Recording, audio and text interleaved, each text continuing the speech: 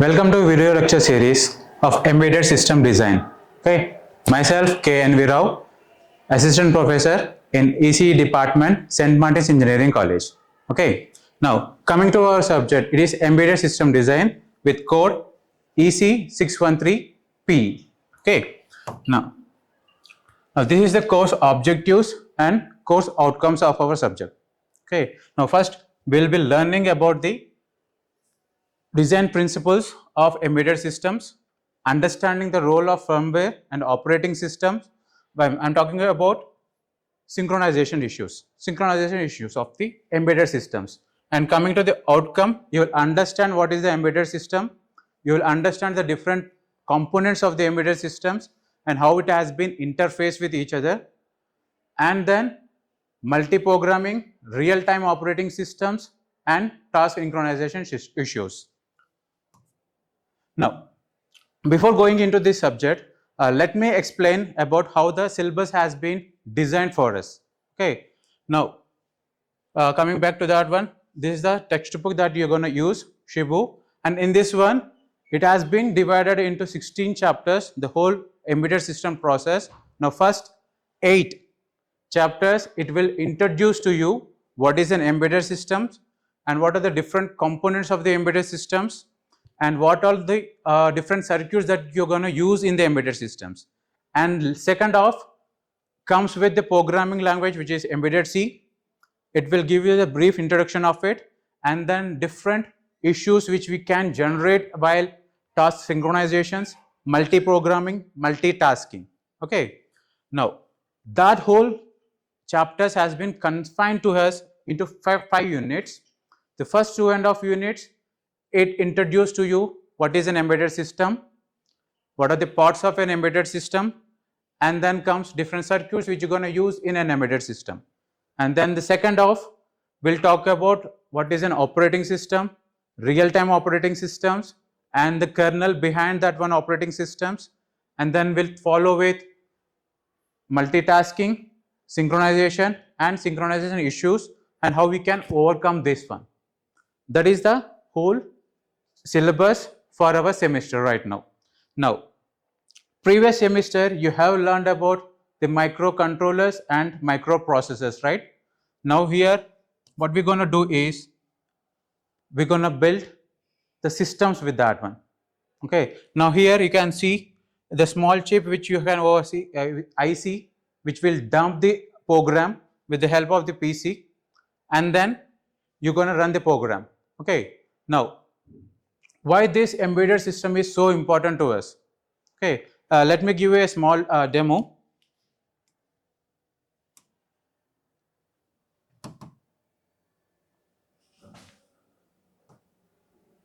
The future of smart systems. Okay, now if I say the term embedded system, okay, now if you see around, whether you are in home, office, school, or wherever you go, you can find at least one embedded system surrounded by you. Okay, that shows the impact of embedded system into our day-to-day life. Now, in the course, you will be learning the basics of the embedded systems. As you are an electronics student, it is one of the major stream, right? So, along with VLSI and communications. But let me tell you, these three are interconnected. Like you can't take the embedded system as a whole and you can say that it is developing by itself. No, that it will develop along with the VLSI. As the manufacturing has been increasing, okay, the size of the ICs or else the number of transistors which you can include into a single IC, the applications with which the embedded system which we use is also increasing. The first next most is our IoT integrations. Okay, now with this one we can use we can interconnect all the devices which you have in your home.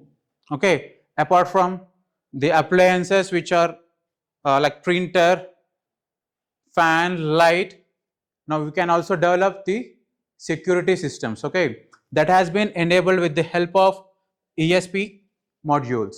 Okay, now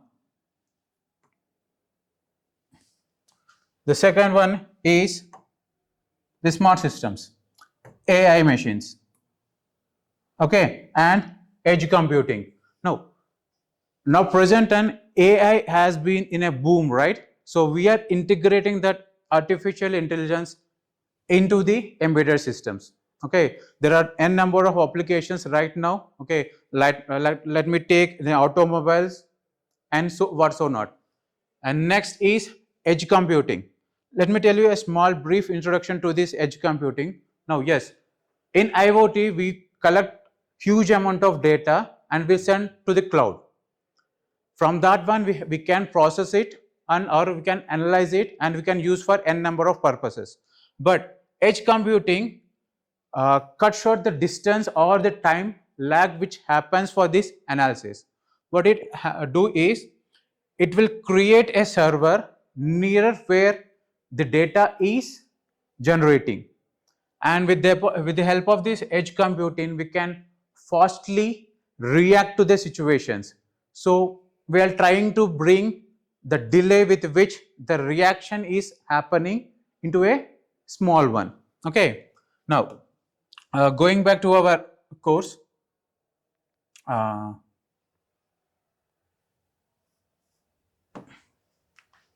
okay, that is the future which depending upon the embedded systems.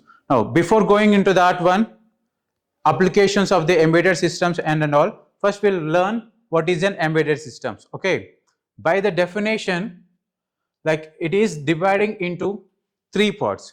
Just focus on the definition over here.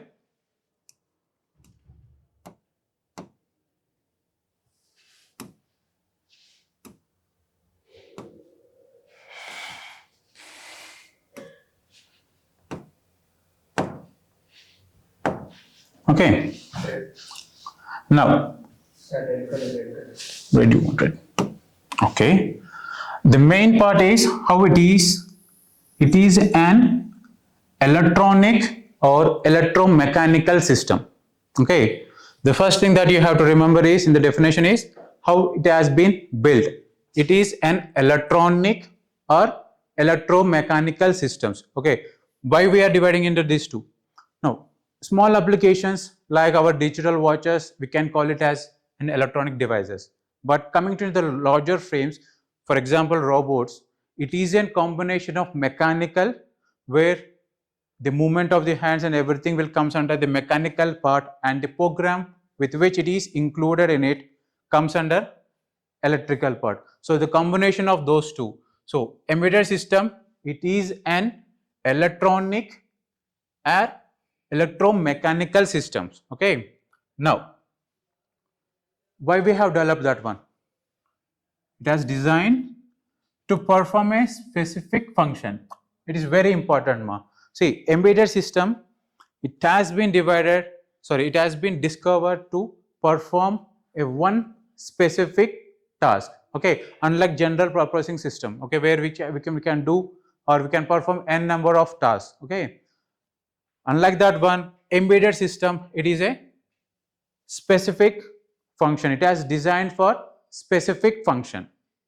Okay, now obviously it is a combination of both hardware and software. So the definition of the embedded systems confine these 3 points. The first one, it is an electronic or electromechanical system. The second one, it has been designed to perform a specific function. And third, it is a combination of both hardware and firmware. Now firmware will call it as a software. Okay, now like how it is different from a general purpose system. Okay, general purpose system, it has been designed for performing n number of tasks. Okay, like we'll see how the differences will be.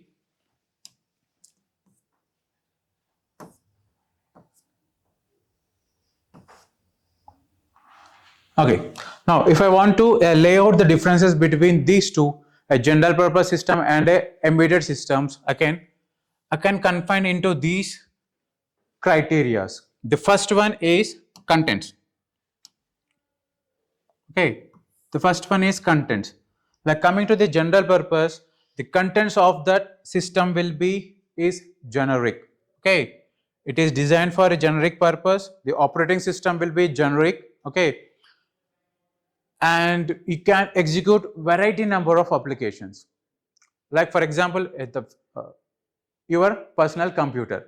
Okay, now coming to the embedded system, can see it is a specific purpose hardware will be designed for that one, and we're going to use the embedded operating systems, or sometimes we're going to use the real-time operating system also, but it is designed to perform a set of specific functions. Okay, that is the first difference.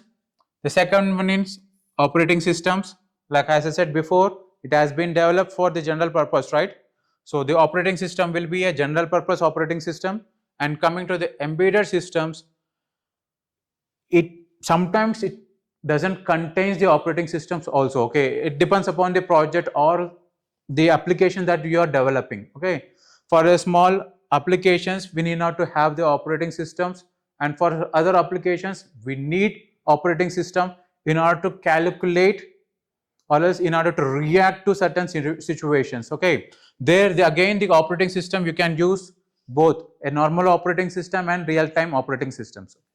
That is the difference if you take operating system into consideration. Second, alterations. Okay, now here alteration means adapting of the operating system.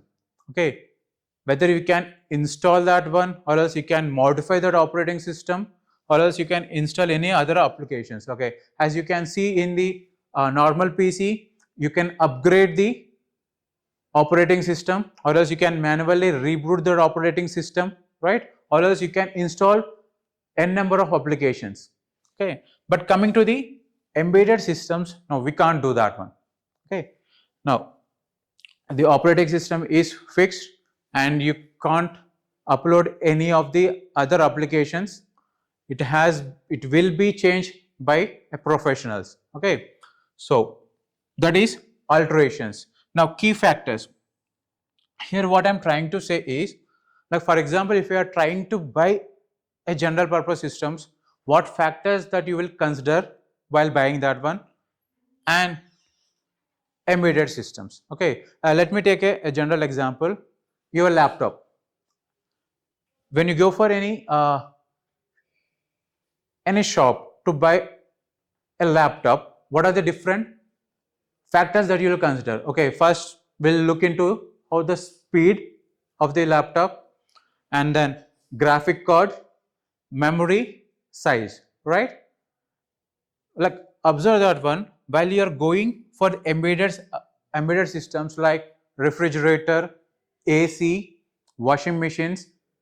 We'll be looking into factors like what is the 5-star rating, that means power consumption. Okay, how fast it's gonna perform, right? So there is a difference. So now see, in these examples, in these two examples, while buying the laptop, I'm looking for the faster response. Okay, the graphical card. I'm not worrying about the power concerns over here. But if I go to the embedded systems, okay, there are total different set of factors that I'm gonna look into, like obviously the power consumption, the size of that one, okay, and how valid it is. Now that is the next differences. Power consumption. Here we'll always concentrate on the performance of the device, not the power. So what will happen? The power consumption is more in general purpose devices.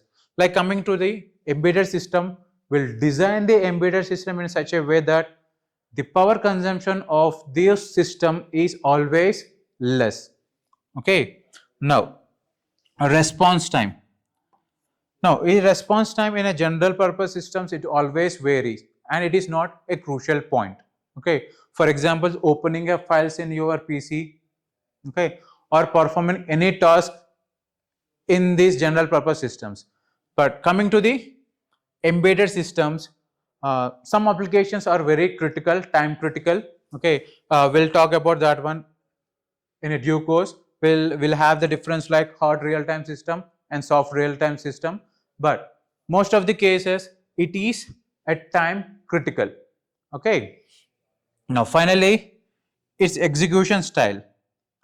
Now these general purpose systems, it need not to be a deterministic in nature. Okay, and coming to the embedded systems, it is deterministic nature. Okay, and again, as I said before, it depends upon whether you are using a hard real-time system or a soft real-time system. Okay.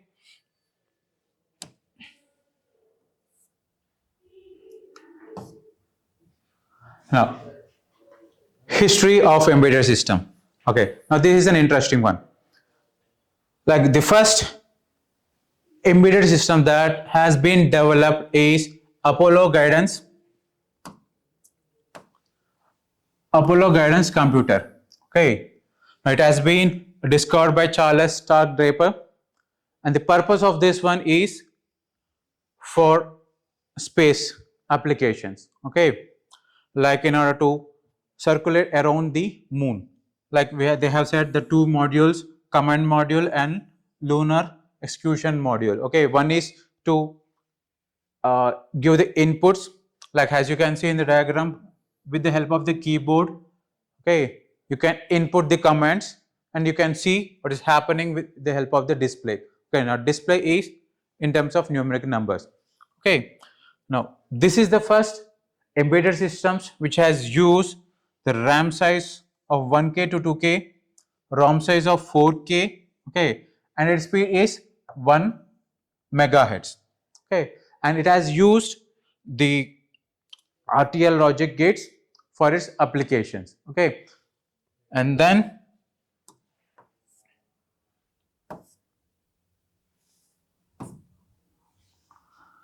the first mass produced embedded system is Autonetics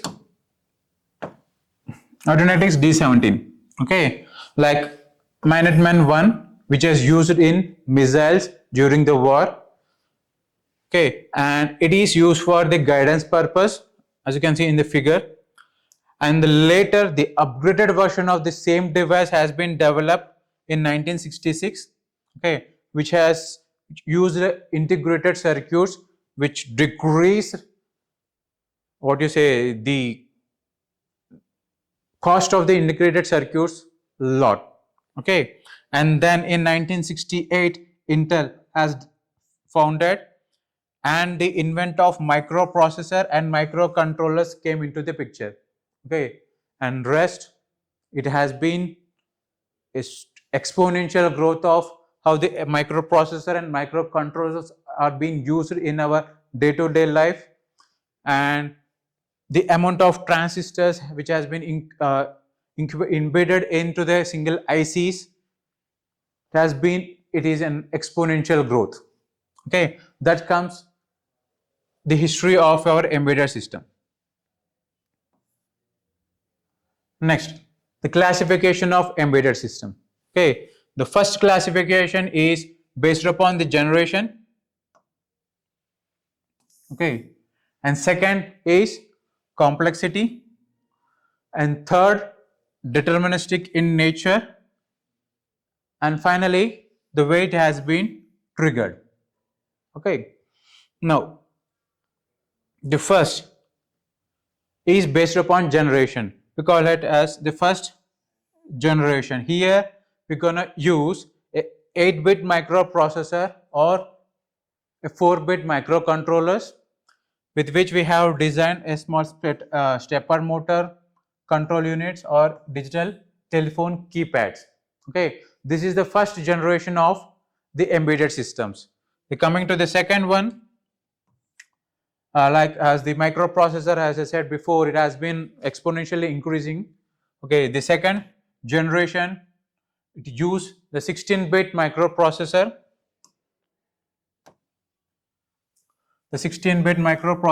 or an 8-bit microcontrollers. Okay, now this is an advanced version a little bit complex than the first generation microprocessors. Okay, now here, as the microprocessor and microcontroller size has been increasing, the applications is also increased. Okay, now with the invent of these 16-bit and 8-bit microprocessors and microcontroller, the applications again has been vast. Now we can use the SCADA and data acquisition systems in our day-to-day life. Okay, now SCADA means, okay, it will take the information from these machines and it will give to the computer, so that we can process that one, or else we can display that one. Okay, now like as you have observed, from the first generation to the second generation, there has been the like drastic increase in the applications, right? Now let me tell you one thing, like as I said before, like embedded system is not an independent platform. It is always dependent upon the other stream, which is VLSI. Okay, now as this, the fabrication of ICs has been increasing. Okay, the applications by which we use these ICs has also been increased. This is embedded system. Oh.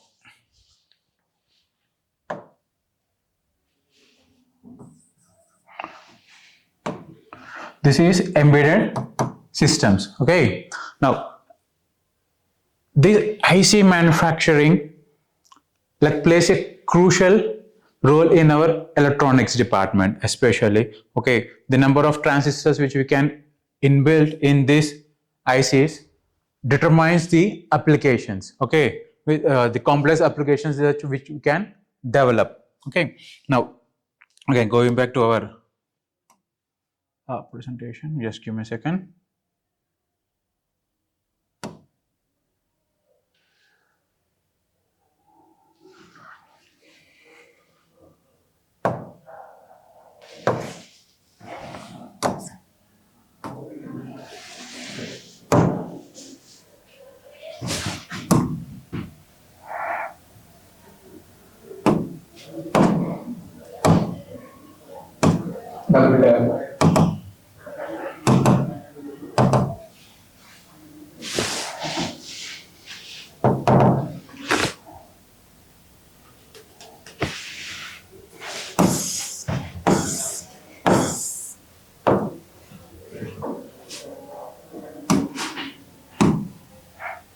Okay, like as the ICs has been developed, the application has become complex. Okay, now the third generation is where we're going to use an application specific integrated set, or else we can use a digital signal processors. Okay, this is a special set of processors which are different from the microprocessor and microcontrollers which you have learned in the previous semester. Okay, this is a special purpose processor which we maximum we will use it for media purposes. Okay, that will learn parallelly in the DSP modules. Now we're going to use those processors, or else we can use the application specific integrated circuits, like with which we can use the robotics, or else any networking devices like the routers and all those things comes under this generation. Okay, and finally fourth generation system on chips, where you build the whole system into a motherboard and you mass produce that one. For example, you can take any toy, a robot controlled device. Okay, what you're going to do is you're going to build the basic circuit, all the necessary components like the radar receivers and everything into a motherboard, and you will mass produce that one, where we can use those SOCs. Okay, that is your fourth generation. The second classification is based upon the complexity. Like the same examples comes again over here. Now where it is based upon the applications. If you are talking about the simple applications, it comes under the small scale industries, which are like digital watches and etc. The medium scale, it is slightly complex than the previous one, where your ATM machines and bank devices will be coming under this one. And then finally we'll go for the large scale components like ECGs, medical purpose equipments and all those is comes under these classification. Now here the classification is purely based upon the complexity of the system. Okay. Now final the third one is based upon its deterministic nature. Like as I said before, soft real-time system and hard real-time system. Like the basic difference between these two is, now in soft real-time systems, okay, if there is any delay in the operation, we can acceptable. Okay, for example, let us say, okay, your DVD player, okay, the reading of the CD, like we can't say every time that is gonna read the CD within 2 seconds, right? It's gonna take 1 or 2 seconds delay, which is acceptable. Such kind of applications is called soft real-time systems. Now coming to the hard real-time system, it has to be accurate. Let us take your microwave oven. Now if you set for 10 seconds, it has to perform the task in 10 seconds, right? Or else your washing machine, like you're gonna set the timer, right? It has to perform at exact that point of time. So such applications comes under hard real-time systems. The final classification is based upon the triggering level. Okay, event trigger, time trigger. The event trigger is like, for example, you have the processor and all the events will be inside that one. Based upon the event, each operation will execute. Okay, the system buses and everything, it will be in a sharing mode. Now coming to the time triggered, now each task, it will be assigned a particular amount of time. Okay, after that one, it will switch to the next task. Likewise, all the tasks in under that system, it will perform in a sequential way, in a slots. Okay, after execution of all the tasks, again it will come to the here in the example you can see MA, MC, MB, ND. Again after completion of the MD, it will come to the MA. So this is the classifications. The first one is based upon the generations. The second one, it's based upon the scale, complexity of the products. Third, it is nature, and third, based upon the triggering levels. Now, let us see some applications of these embedded systems. Okay, now major applications, we not to say every household devices which we use in our day-to-day lives comes under this one. The consumer electronics like your camcorder, cameras, household appliances like TV, DVD players, washing machine, micro oven, or else you can home automation machine, means air conditions, everything. Like see, each has one particular task. Okay, as if you recall the definition of the embedded systems, it defines that it is designed to perform one specific task, right? Okay, so ACs, which is used for controlling the room temperature. Likewise, and automotive industries, ABS is one of the application of that one. Telecom, cellular telephones, switches, routers, this all comes under the telecom. Computer peripherals like printers, scanners and everything will be coming under the computer peripherals. Computing network devices like your routers, switches and all the internet providing devices which you have used for establishing the network will comes under computer network systems. And finally the healthcare. Okay, ECGs, there are many applications like which we are presently developing into the medical field. Okay, there is already a very booming domain right now. The scholars which are very interested in the embedded systems, I suggest this platform will give you nice fruits. Okay, those are the applications, and then we'll go for the purpose of the embedded system.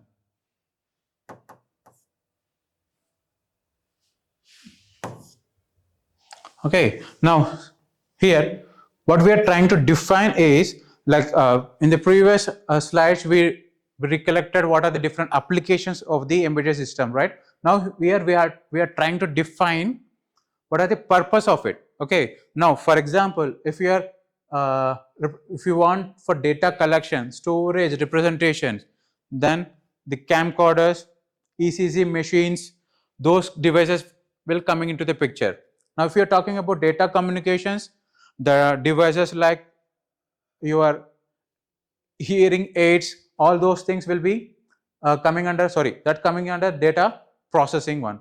The data communications, all the network devices, mobile phones will be coming under data communications. Monitoring, ECGs, or else if you talk in any of the labs, CROs, digital CROs will be coming under the monitoring one. Control, like ACs and everything, all those things will be coming under those control devices. Now coming to the application specific user interfaces, all the minimum tools which we can interface with the embedded systems, all those devices will be coming under the application specific integrated circuits. Now in the coming class, we'll be learning about this purpose of the embedded system in details. Thank you for the class today. Have a nice day.